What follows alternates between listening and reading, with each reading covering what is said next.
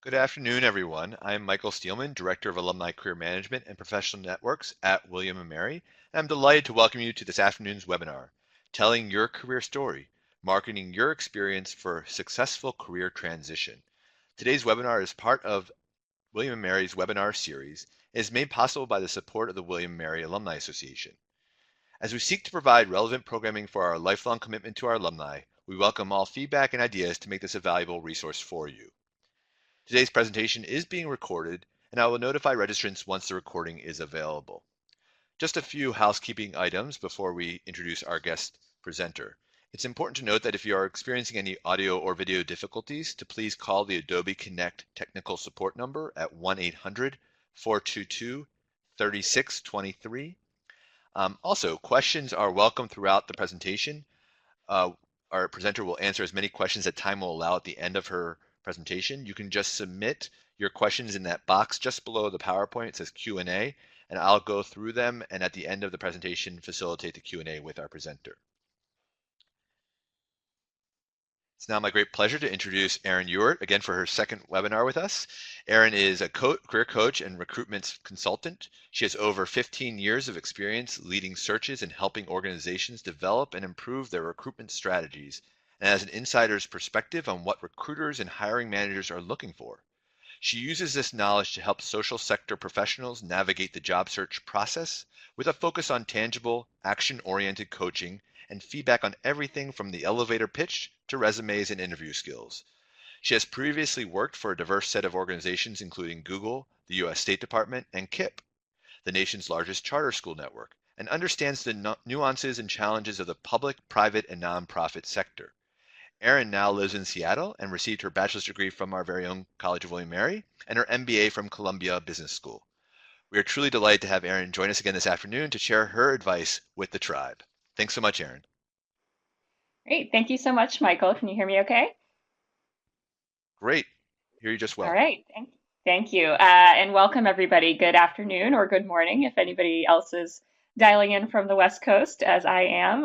Hopefully, you've got your coffee by your side.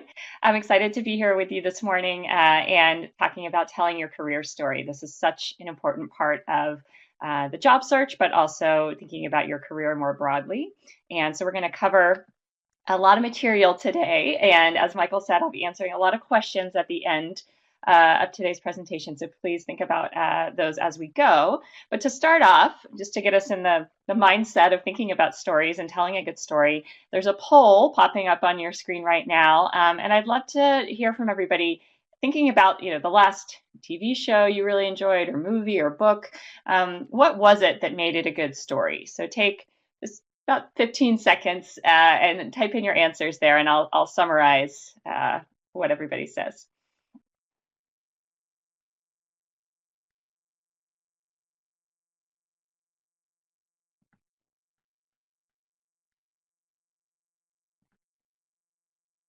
Okay, so answers coming in. Thank you so much. So some of the things folks are writing in: a compelling narrative, an emotional connection, engagement, emotion. I'm seeing a lot of that. Relatable, several people said. Um, Making a connection. Great.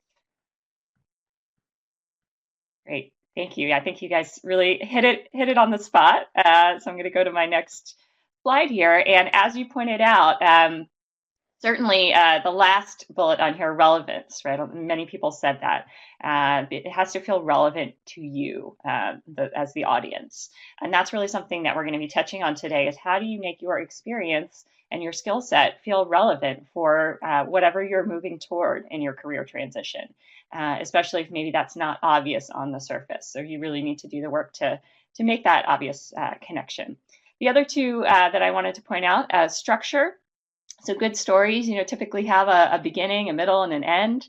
And so we'll talk a little bit more about what that can look like in the different aspects of your career story. And then conflict, and that's really what keeps you engaged in a story. People mentioned engagement and emotion several times there. So what makes you emotionally engaged is that we don't know what's going to happen, right? There's some kind of problem or conflict or something that the characters are trying to resolve. And so as we think about storytelling in particular around how you talk about your experience in interviews, that idea of what the problem was, what the problem is that you were trying to solve in any given situation is a really important piece of it. So I just wanted to kind of frame things up and think about this piece before we dive in. Thanks for your answers there. In terms of what we're going to cover today, we're first going to start with why you need a career story at all. Why is this important? And then we're going to delve into how to actually create your story and how to share your story effectively. And then, as Michael mentioned, we'll have some time at the end for all of your questions. A little bit about me, just to introduce myself. So going from left to right here, that little state up on the left, in case you aren't familiar with it, is Delaware. That's where I'm from. And folks from the East Coast may know it. A lot of people out here on the West Coast have never been there, but that's where I spent my childhood. And then more recently, before moving out here to Seattle, I was living in New York City. Moved out here about 3.5 years ago. At that time, I started my business. And as Michael mentioned, I am both a career coach for social impact professionals, and I also do recruitment consulting for small and growing organizations, helping them hire their teams. I have a 2-year-old daughter over there on the right. She's a little bigger than that now, but she's a big part of my life as well and my family. And so I always like to show them too when I'm introducing myself. All right, so diving in, why a career story? Why is this important? Just a few pieces of data to ground us, really because career change is the normal now. It's the norm. So, not like generations, even 20 or 30 years ago, when you might stay in a job or in an organization for your whole career. The average person now changes jobs 10 or 15 times over the course of a career and stays in jobs less than 5 years. So you're going to be making changes throughout your career. It's kind of inevitable now. And so being ready for that is really critical. Even if you're happy where you are right now, the odds are you're going to be making a shift. And so this knowledge around how to tell your story and how to think about this is going to be important regardless of where you are in your career. And then the second point here is around competition. So probably not surprising to any of you who've been job searching, even though there is a strong job market right now, it's still really competitive. And the rise of being able to apply online and easily submit a resume has really exacerbated that. So the average job is receiving 250 applications, and many of those resumes are automatically screened out and may not even get looked at. If they are looked at, you may have heard this stat that recruiters spend about 6 seconds on your resume on the first pass. And as someone who does recruiting, I can tell you that that's pretty accurate. So it's important to both capture your story effectively in the documents that you do submit as part of your job applications. It's also important that you're sharing your story with people as part of your job search strategy and really networking effectively so that you are getting noticed. And we'll talk a little bit more about that. I think it's also important to just ground yourself in thinking like an employer as we talk about this process, putting yourself in their shoes. So I like to share a little bit of that, especially from my recruiter perspective, putting that hat on. Employers are really risk averse, right? They don't want to take a chance on you. And even though you might have, a great skill set or, be considered maybe a non-traditional person in whatever industry you're going towards, they want to know that you can really come in and hit the ground running and they're not going to have to invest a lot in training you or take a risk on you. And so really acting, I say act as if, in the sense that you want to present yourself as the thing that you want to be. And so whether that's, a different role, whether you're going into a different sector, or even going to a different geography, immerse yourself in that and really act as if you're already doing that thing to the extent that you can. Address any potential concerns that they may have. So a good example of that is, when you're relocating, employers are often pretty hesitant to advance people who aren't local because there are a lot of concerns. Well, what if this person, decides not to move here? Or what if they move here and they don't like it and they don't stay? So you really want to address those concerns up front in conversations, even in things like your cover letter, and make it clear that you're committed to that relocation. If you have family in the area, any of those things that help the employer understand that they're not going to be taking a chance on that aspect of your candidacy. And then the third point there, really try not to change too many things all at once. It's really challenging to both transition to a new industry and try to change your role or to relocate to a new city and try to switch to a different industry at the same time. So think about making those changes incrementally. And for example, if you are relocating, try to do something closer to what you've been doing in the past, get established in that new market, and then make a transition to something else. It doesn't always work out that way, but ideally, if you can be thinking about some of those smaller pivots versus huge leaps, that will make it much easier for you and also make it clearer to the employer how you're making those transitions and not make it seem like you are trying to make a leap from one thing to something totally different. Employers are also overwhelmed, as we talked about just now, with all the applications they receive. Hiring managers don't have a lot of time, and hiring is something they have to do on top of their day job. So really, to the extent you can make it easy for them, both by connecting the dots, so to speak. So again, being able to tell your story in a way that connects your previous experience in a logical way that's going to resonate with them. And then really speaking their language. So understanding, what vocabulary do they use.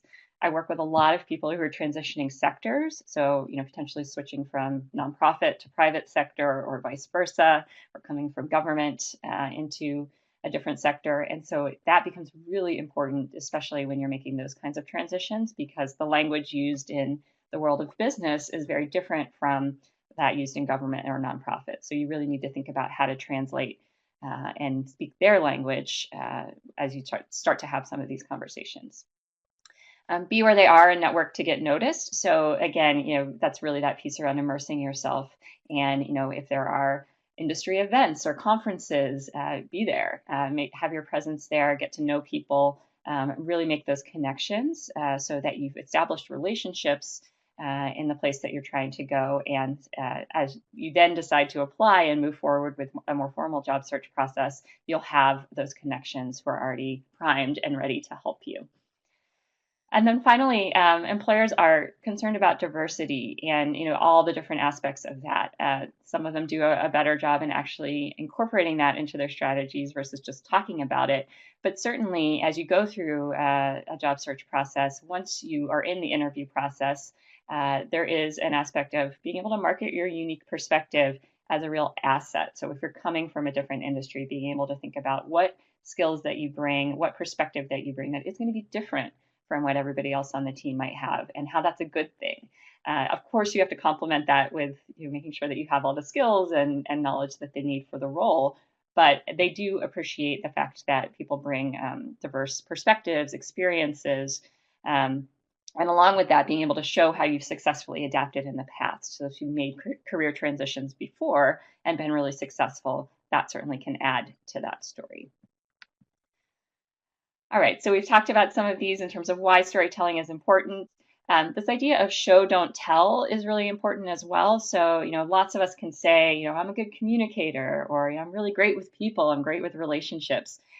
Pretty much everybody says those things, right? So you need to be able to demonstrate specific results and achievements that speak to those skills that you want to convey. And we'll talk a little bit more about that as we go, but this idea of being able to have evidence and not just saying that you can do something, but proving it and providing those really specific, concrete examples is important.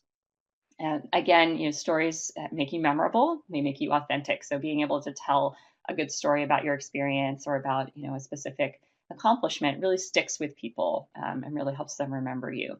And it helps you communicate your enthusiasm and your passion as well and integrate that into your story. And this comes out in a lot of different ways across the job search. So you'll be telling your story in person as you're meeting with people for networking, giving your elevator pitch at events or in other contexts, and of course, as you go through the interview process. On paper, of course, your resume is the biggest component there, as well as cover letters. And then depending on your industry, sometimes portfolios or other examples of your work. And then finally, online, and LinkedIn is the most important channel there. But again, you may have a personal website, an online portfolio, and really any online footprint that you have is subject to scrutiny during the job search. So it's always a good idea to Google yourself and just see what's out there and make sure that that aligns with the brand or the story that you want to portray. And lastly, I just want to put this in a larger context. Your story is really one piece of your larger job search strategy. I do think it's really the foundation. And this is the part, when I work with people going through the job search, we always start with this because I think until you're clear on the story that you want to tell, it's really hard to engage in other aspects of the process. But along with your story, you certainly want to be thinking about your plan for the search, how you'll manage your time and your resources, as well as your network, because that is such an important component of the search as well. As Michael referenced earlier, I did do a webinar last year that covers all three of these more comprehensively and talks about job search strategies. So you can go and watch that one if you want to hear a little bit more about some of these other components. But today we're diving in more deeply on the story component. All right, so creating your story, as I mentioned, it's really important to connect the dots for potential employers. And so that's what we'll be talking about. As we jump in, I did want to do just another quick poll and go ahead and check everything that applies to you. So what are you looking to change in your career? So give a few seconds for folks to respond here.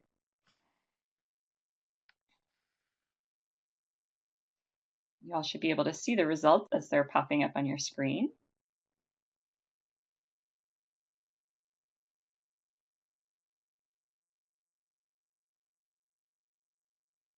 All right, so it looks like a lot of folks on role in industry. Geography is also up there. And then about a quarter of folks saying sector and work status. Okay, so we've got folks in every bucket, and that's helpful to know as we go through here so I can talk about some of the different challenges you might be facing, and also so we know what types of shifts people are looking to make. All right, I'll give you just a second to read this quote, which you may have seen before. So this was from a speech that Steve Jobs gave at a graduation ceremony where he really talked about career path and thinking about how to make decisions related to your career path. And this really resonates for me, and I think a lot of the people that I work with, in the sense that it's hard not to get stuck in trying to plan things out and to know exactly where you're going to be, in 5 or 10 years down the road. And I always really hate that question of, what's your 5-year plan in your career? Because frankly, none of us really know. There's so much uncertainty. We can certainly have goals, which is great, but we don't know where we're going to be. And it's hard to sometimes connect those dots looking ahead, but you can connect them looking backwards. And that's really the place to start, is thinking about what have you done in the past? What are some of the common themes and threads to that experience? And how can you weave those together and tell a story and connect that to what that immediate next step is going to be for you, knowing that where you're going to be years from now is still a little bit of a mystery, but you'll figure it out as you go along. So some ways to do that, and again, your path probably isn't linear, right? So I'll talk about my career path in a minute, which certainly has been nonlinear, and I think that's the fact for most of us. Most of us do not kind of progress very evenly from one thing to the next, and especially now that careers are so rapidly changing, as I mentioned earlier, it's very uncommon to stay in one industry or one field and to progress up the steps of the ladder. But even though your path hasn't been linear, you need to make it sound that way. You need to make it sound intentional and like you've made those choices and brought it all together in a way that connects for employers and that will meet their needs. So just as an example, I'd like to share my career story. So started out at William & Mary, as Michael mentioned. I was a history major and I didn't have any idea what I was going to do with that. So I went into some roles in private sector recruiting and HR right after school. I thought that was interesting, so figured I would give it a try.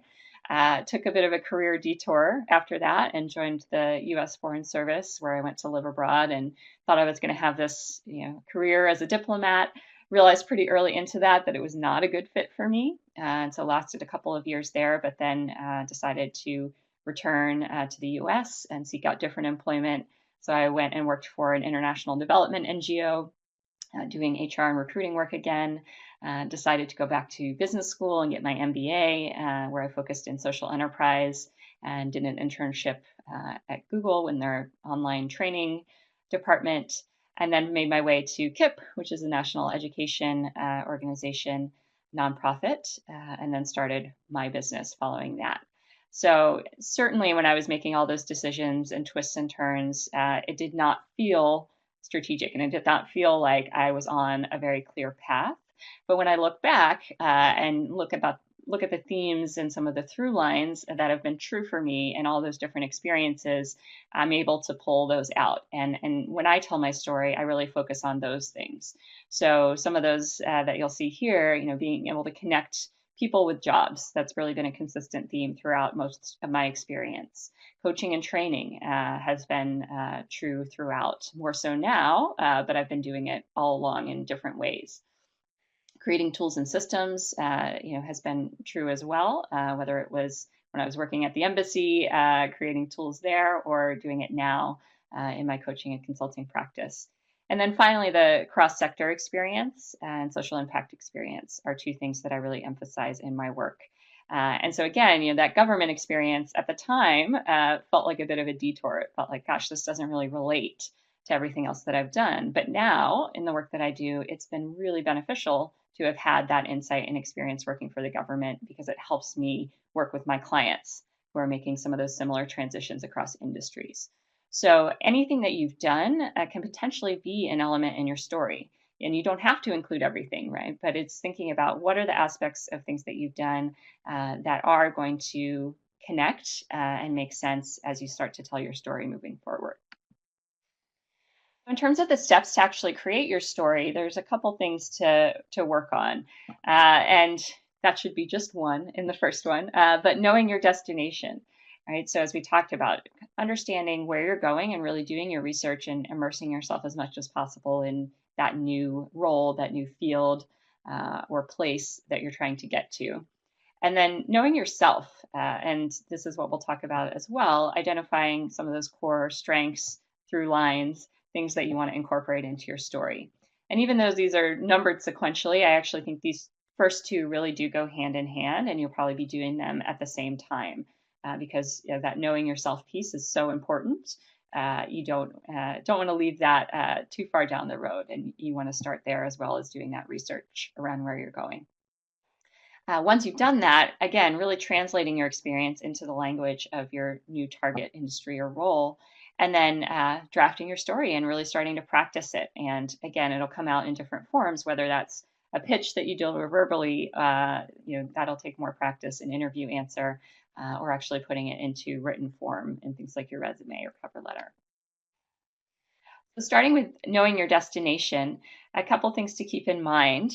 Building or showcasing experience in what you want to do, right? And you may have some of this experience already, whether it's you've been on a board, whether it's courses that you've taken, certifications that you have, or even projects that you've done, whether those are internships, paid or unpaid projects, freelance work. All of that experience can be relevant and are things that you should either build if you don't have them or highlight if you do. So think about what are some of those experiences that you have that are going to be relevant to your new direction. And if they aren't there right now, think about ways that you can start building them. And that's something that you can be doing over time, even as you're in your current role. Again, immersing yourself in the industry and getting to know key people. So networking. I do encourage folks who are moving geographically to try to make an in-person visit if you're not local. So being strategic about those is important and doing your homework in advance, setting up meetings and everything like that. But it really can make a big difference to spend some time on the ground if you're making a geographic transition. Following industry publications and news, following influencers and organizations on social media, again, attending conferences and events, really getting yourself to be part of that new industry that you're moving toward. And then again, being clear on why you want to make this change. So really focusing on what's exciting to you about this work that you want to do, what's meaningful to you about it. Do you have a personal connection to the work? I think people, again, really respond to authenticity and to hearing that excitement. When you channel that, you're going to project it and other people are going to be excited too. So be clear on those things and show you're committed to that new direction, again, by spending time on it. So whether that's doing projects, joining a board, volunteering, if that would be relevant, get engaged and show that you have that commitment, again, so that you counter any potential questions that employers might have about whether you really are committed to following through on this transition. Knowing yourself, I think there are a couple ways to really dig in on this. One is really thinking about those previous accomplishments, both work and non-work accomplishments. So, I talked about my story and I didn't go into the next level of detail, but the next stage is to think through those experiences that you've had, jobs, graduate school, undergrad, volunteer experiences, whatever that might be, and think about the moments that were most meaningful for you. What are you proudest of? What are the accomplishments or impacts that you feel great about? And what were you doing during those times? What skills were you using? How were you engaging? What was it that made those experiences so high impact for you? And doing some reflecting on that will both, again, help you to pull out those themes and through lines, but also help you to identify what some of your core skills and strengths are that are going to be such an important foundation of your story. The second here is asking friends and family as well as colleagues. It's kind of amazing how well they can really hone in on the things that you're good at in a way that you can't. One of the reasons that identifying strengths is so hard is because they come really easy to us. These are the things that we do naturally and we don't really think about. And so it can be actually quite difficult to take a step back and assess, what am I good at? What do I do well that maybe everybody doesn't? It's hard to see those things for yourself. So others, especially those who know you well, really can point those things out to you in a way that's pretty amazing. So if you haven't done that, I definitely do recommend it. And then finally, assessments can be helpful for this. StrengthsFinder by Gallup is the one that I recommend. You can take it online. It's about $20 to take their top 5 strengths assessment, and gives you a nice report with some more clarity on and explanations of what your strengths are. And so that can be good vocabulary for you as well as you move forward and think about how to talk about yourself and your strengths. Another framework that I just wanted to share, in case you're not familiar with it, is the STAR framework. And Michael's actually putting up a template that is available for downloads. If you want to click on that and download it, that is a template that I share to help people organize their stories and examples in this STAR framework. So as you see there on the screen, it stands for situation, task, action, and results. And this is a way to organize examples of your strengths and stories that you want to tell about specific accomplishments that you have from your past. So this is helpful certainly for interviewing. Every time you get asked one of those questions, tell me about a time that you did this. You want to be ready with specific examples, and this is a great way to organize those examples so that you cover all your bases. It's also really helpful as you think about framing up accomplishments for your resume, because those accomplishment statements on a resume are essentially just shorter versions of what you would say in an interview. So I strongly recommend thinking through your examples and organizing them and building them out in this framework. And the thing I like to tell people here is that situation is important, but just provide a little bit of background or context around what you did. Task is the challenge or the problem that you solved. So going back to what makes a good story, what was the thing that you were trying to overcome? What was the problem you encountered that you had to solve? The action is really what you did, and you want to be as specific as possible there. So, what steps did you take to solve the problem? How did you think about it? Who else did you engage or involve to get it done? And then the results are, what did you accomplish? And again, you want to quantify those things as much as possible. Use numbers when possible to help people understand the impact that you had. And this can be, this can take some time. So I encourage you to start thinking about some of these examples if you don't already have them. And over time, building them out, going back and looking at your previous work documents, looking at old emails can be helpful with this to try to remind yourself about what you did and some of those numbers and metrics that are going to be helpful as you tell your stories. And this is something that you can then keep updated as you move forward. So as you have a win at work or as you accomplish something or finish up a big project, try to document it in this format so that you'll have all of this information at your fingertips, because it's really, really hard to go back and remember this level of detail. whether it's something that happened 6 months ago or 5 years ago, it can be really difficult to remember if you don't have it all pulled together. So this is a great tool to use moving forward to document some of those accomplishments. All right, so translating your experience. And as I mentioned earlier, a lot of this is just around language and word choice. So I have some examples up here of some of the things I see for clients transitioning between the private and nonprofit sectors around just differences in word choice. And this actually can make a huge difference in terms of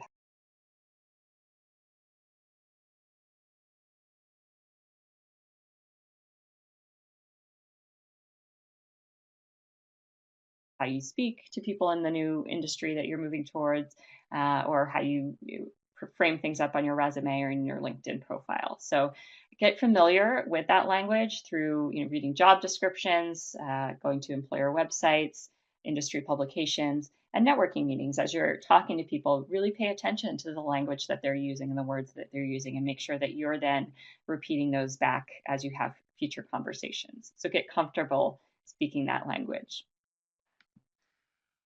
And then finally, drafting out your story. So I recommend a three-part framework for this, and we're going to look at some examples of storytelling here in a minute.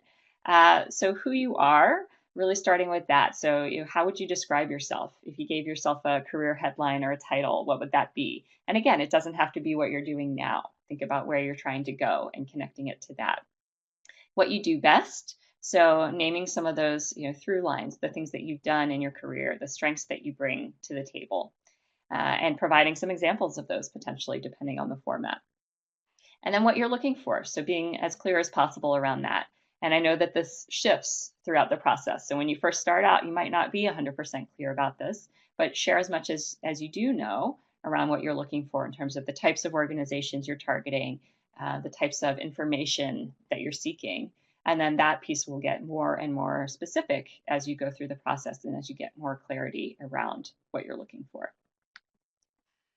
And then once you have a draft ready, you definitely want to practice and refine it and create different versions. So from a verbal standpoint, you want a very short 10-second introduction that you can share when you're meeting somebody, for example, at an event or informally. You want a slightly longer 30-second or so version of your story that gives a little bit more background, a little bit more color. And then a longer, maybe 1 max 2-minute version that would go into more detail. And that could be used, for example, in an interview situation when someone says, tell me about yourself, or why are you interested in this opportunity? You want to really be able to tell that story in a concise way. Written, you'll have primarily a LinkedIn summary is kind of the written version of your story that you'll use. You also would have a short summary on your resume, which we'll look at in a minute. And then you might have a bio, depending on your role in industry. So thinking about some different applications for your story there.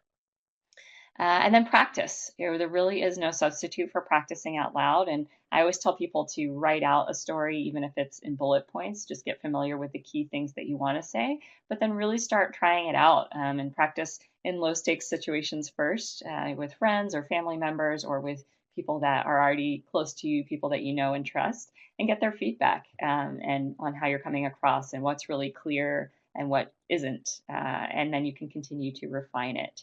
But really, the way we write things versus the way we say them is quite different. So you want to get comfortable with how to deliver your story out loud and know that you're going to adjust it each time you deliver it as well, depending on your audience and depending on the scenario. So don't get too tied to, feeling like you have to say the same exact thing every time, but more to think about what are the key points I want to get across about my experience and about what I'm looking to do. And then a few points to remember. Your story, should really help people get to know you and understand your unique skills and value. So remember that those should be front and center. And then it's not set in stone. So it is going to evolve. And where you start out, especially if you're early on in this process, your story is going to be a little bit different than where it's going to evolve to as you get more clear on exactly what you want to do. And that's fine. Just know that you want to be gathering that feedback and continuing to adjust it as you move forward. All right, so we're going to look at some concrete examples of how to tell your story. And then I want to make sure we leave time for your questions. So again, these are all the different ways that you might tell your story in the job search process, and we're just going to touch on the ones that are highlighted, since those are the ones that come up quite a bit and are easiest to cover in this format. So we'll start with resumes, and I get a lot of questions about resumes, in particular when people are changing industry or sector. What's the right way to frame up your experience on a resume? I encourage everybody to create a summary section at the top. You can really think about that as your headline, and the top third or so of your resume, the first page of your resume, is really valuable real estate. And so you want to use that effectively to right away frame up for whoever's reading it who you are and what skills you're bringing. So if you don't already have that as part of your resume, I would encourage you to create that and use that real estate effectively. And I'll show you an example of that in a moment. Using keywords. So this is important, again, going back to that idea of speaking the language. So looking at job descriptions, pulling out the words that you see being used over and over. And if you're applying to a specific role, actually tailoring that summary section of your resume to that job and pulling in keywords and skills that that particular job is looking for. So you don't necessarily, and you shouldn't, create a new version of your resume, a totally different version of your resume for every different role, but that summary section will allow you to do some of that tailoring and really make sure that you're incorporating the language that they're using. You can reword things like your titles, job titles, and headers. So you don't want to misrepresent anything, of course, but sometimes just adding a word here or there or reframing a section header can really help to gather someone's attention and really reframe your experience. And then, of course, removing or downplaying less relevant information. So your resume is a marketing document, and there's no need to include everything that you've ever done. You want to be selective about the experience that you include and play up the things that are going to be the most relevant to where you're trying to go. We already talked about quantifying your accomplishments, and that helps not only to emphasize your impact, but also to give some context, especially if you're coming from an industry that people are less familiar with. You want to, again, translate those accomplishments into something that they're going to understand, and numbers and data really help with that. And then finally, do describe unfamiliar organizations or roles. So if you've worked at a place that's not going to be well known in the industry that you're going to, add a line just describing what that organization does to give context. I'm going to bring up an example here of a resume. This is someone that has been returning to the workforce after some time away, and just wanted to point out some concrete examples of a few of the things I just mentioned. So the first is this idea of starting out with a strong summary section. And as you can see, there's a headline there at the top that really demonstrates exactly what she is looking to do and what she wants to be known for. And then she's got a short paragraph under there that describes her unique skill set and some of the strengths and value proposition that she brings, as well as some of those key skills. And again, those are words that you can switch in and out and parts of your resume that you can really tailor to the roles that you're applying for. She's named this section of her resume sales and marketing experience. So this is something I often see as a really easy opportunity to do some tailoring. A lot of people just call this professional experience or just experience. Add in some keywords there to really brand your experience in a way that matches what you're looking to do. So sales and marketing experience, not just experience. She's described the organization that she worked for, because it may not be one that's known to people who are reading the resume, and then really worked on quantifying each of the bullet points here to show what she's been able to do. And certainly for sales, this is a little bit easier because you can point to specific numbers and things that you've sold. But I work with clients across a lot of different industries, and it's sometimes takes a little more digging, but we can pretty much always get to some number. And so working with somebody else can be really helpful in this to help you dig in and figure out what kind of impact you have and how you can get to a specific result. And then I also did want to point out, again, this idea of incorporating experience that maybe isn't paid experience. So this particular person had spent about 10 or 15 years out of the workforce, but she had been very engaged in a number of different volunteer activities. And when we first started working together, she had all of those volunteer activities listed, and her resume was long and there wasn't a clear theme to it. but we pulled out a few specific activities that were most high impact. And so for this one as an example where she had a lot of responsibility. She was selected for a leadership role with her church, but she did a lot of things there that relate to the work that she's trying to do around marketing, around fundraising, partnership development. And so we chose to emphasize this experience and really talk about that and play that up with some of the things that she had worked on, just like we would with a paid work experience. So again, when you think about experience, don't limit yourself just to thinking about the full-time paid opportunities that you've participated in, but think about, are there other activities, whether they're volunteer, whether they're project-based, that would demonstrate your skills in the particular direction that you're trying to go, and really play those up on your resume as well. We'll move on and talk a little bit about cover letters as well. So cover letters are great when you're making a transition because this is an opportunity to tell your story in a more flexible way than you can on a resume. Resume is pretty cut and dry. You can certainly get creative with some aspects of it, but you can't do it in the same way that you can with a cover letter. So it's a great place to address any potential concerns or questions that an employer might have. So again, if you are relocating, if there's something that might be a red flag to employers, this is a way to proactively address that and answer those questions. You can show you've done your homework. So you can mention, again, the things that you've done to learn about the industry. So people that you've spoken to in the organization, events that you've attended where you've interacted with people in their company. It's a great place to talk about that and show them that you do have that commitment and that you've spent time learning about what they do. Sharing your personal connection to the work. So again, going back to the idea of being really authentic and sharing your enthusiasm. Why are you excited about the work that they do? Be clear about that. And then being really clear about the skills that you have and how those match the needs that they've articulated in the job description. And so pulling up an example of this, I realize it's a little light, it might be harder to read, but you can see the structure at least.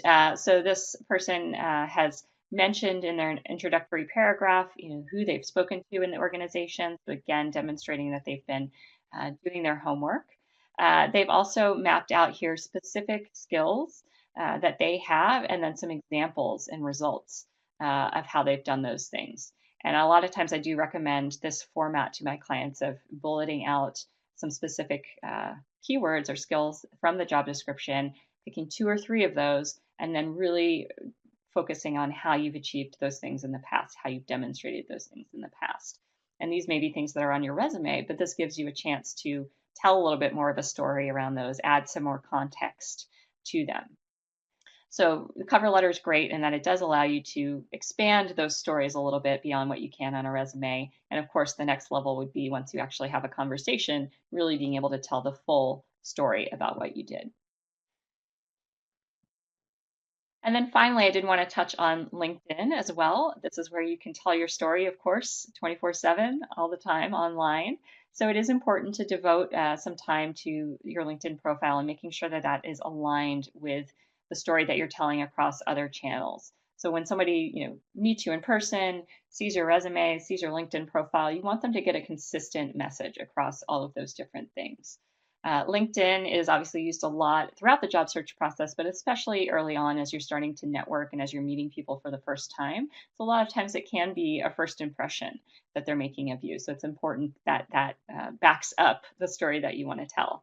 So a few things that are important here: creating a headline and summary, again, that are aligned to where you're going. So think about, acting as if, as I mentioned before, and aligning those to the place that you're going toward. Using LinkedIn to build connections actively with people in your new area. So it's a great tool for that in terms of finding connections, making connections, and getting to know people in your new industry. And then similar to your resume, being selective about what you include. So LinkedIn is the same as your resume in the sense that you don't have to include everything that you've ever done. And in fact, with the new LinkedIn platform, only the last 5 roles that you've had are going to show up on your profile without somebody clicking through to see more. So you really want to be thoughtful and intentional about what those 5 things are and make sure those are the things you really want people to see. I don't have this on the slide here, but it is important as well to think about your photo selection on LinkedIn, both your profile photo and your background photo. You do want, it doesn't have to be a professional headshot necessarily, but you do want it to be up to date. You want it to be professional looking. You want it to be high quality because, again, people are going to make some snap judgments based on images. And those are the first things they're going to see when they come to your profile. An example here of a LinkedIn summary from somebody that I worked with as well, who's making both a relocation and a sector switch. So again, a lot for somebody to do. But what she's done in her summary is really connect the dots. So she's worked in the private sector, and she talks about that. She actually went on to become a professor, a creative writing professor. But she talks more about the programming that she did in that role, the program management that she did in that role, as well as her writing skills, because those are the things that she wants to emphasize, and that's what she wants to do moving forward. She doesn't want to teach. She wants to do program and project management now. You can see that in her headline as well. So she focuses on program management, content, and communications, not the fact that she is a professor or that was her last role.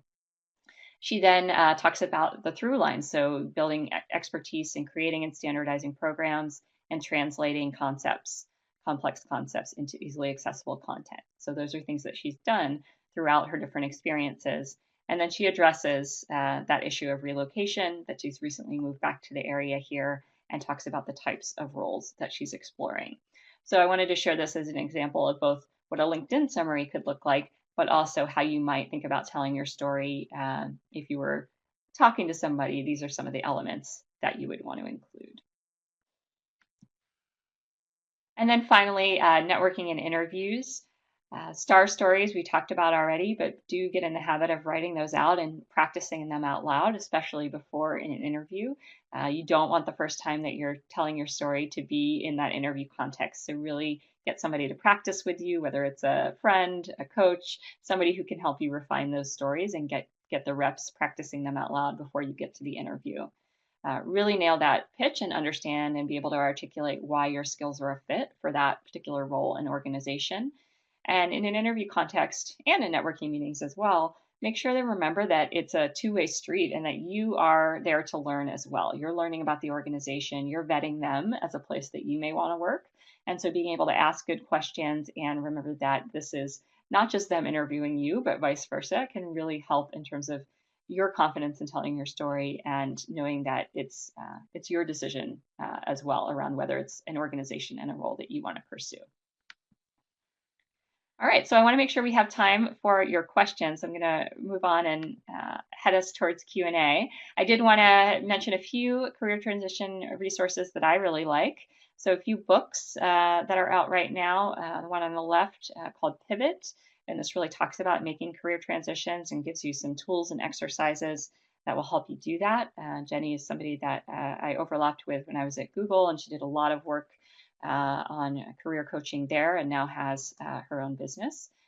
Designing Your Life is another great book by several Stanford professors. It does think about life more broadly, but it focuses a lot on career and helps you think about how to both reflect on what's been meaningful to you in the past and use that information to help design what you want to do next if you're feeling unsure about that. The Muse is a great website with a lot of good career content if you don't already follow them. And then JobScan is a great website, particularly going back to that idea of translating your experience. It allows you to paste in a cover letter or a resume along with a job description, and it actually will give you a match score and identify which words you're using from the job description and which you're not. So it's a great tool to see if you're on track with actually using those keywords and translating your experience in the right way. And it is free, I think, for the first five times that you use it. Great, so I'll turn it over, and I think Michael is going to MC here as we have questions. So you can go ahead and type your questions into that Q&A box, and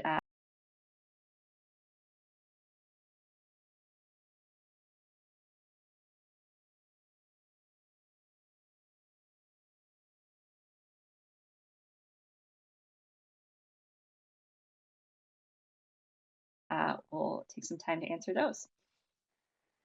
Well, Erin, first off, thank you so much. Another wonderful webinar. I always learn stuff from you, and someone even being in the career coaching world, I learn resources, I learn new perspectives and ways to and examples to share with alumni that call me, and I really appreciate your expertise, and I'm sure many already have terrific questions and have already expressed their appreciation of your uh, presentation today. So I encourage all of you to stay in touch with Erin. She's a wonderful alumna out west and loves to connect with alumni around the world. So with that, a couple questions here. First off, I'm going to ask you one that I often get a lot of, and you've identified a few really great ways to address this, I think, in some of the summary areas. But how do you reflect what you do when you're kind of still not sure what you want to do, and or I think along those similar lines, when you don't have the experience that you think is necessary for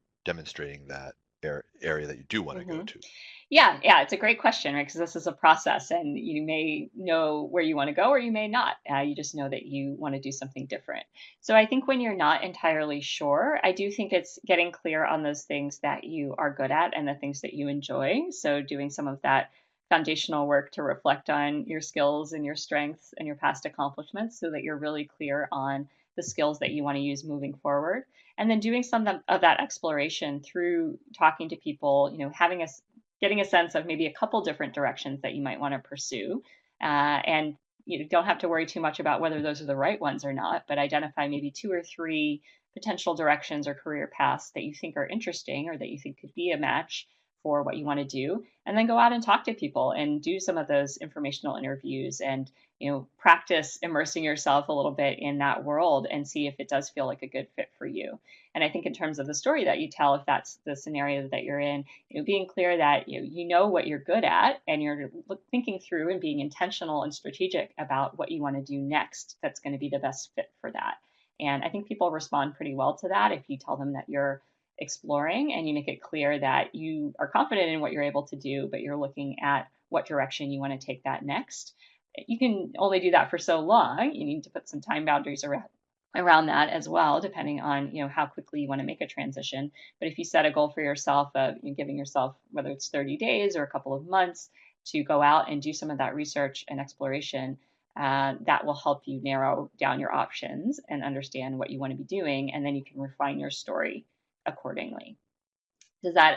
I think there was a second part to your question. I Well, I think the experience component to it, but I think Mhm. I think you have similar advice in there and in that answer. Mhm. So I think I think there's some terrific questions. I want to make sure we get to so many of these. So this person loved the examples of the re-entering the workforce, but this particular individual is curious what advice you might have for mothers entering the Mhm. workforce and selling it to be